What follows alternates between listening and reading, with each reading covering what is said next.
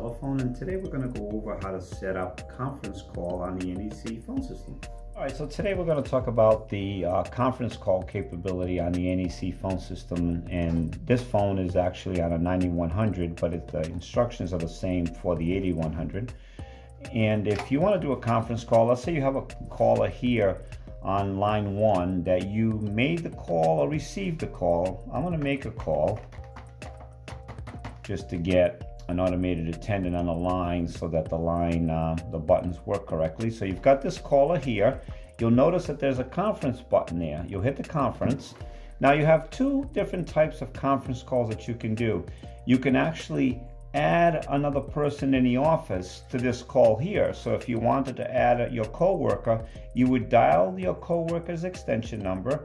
When that person picked up, you would hit conference and then hit begin. But if you wanted to add another outside caller, you would just get a line that maybe this person called in or you call them. So I'm going to call out again.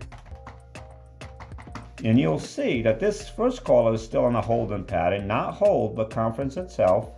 Now when you've got the other call here, you'll notice that it says add. You hit add, and you see how they both are on a conference pattern now, and you hit begin, and now the three of us are on. Line 1, line 2, and myself.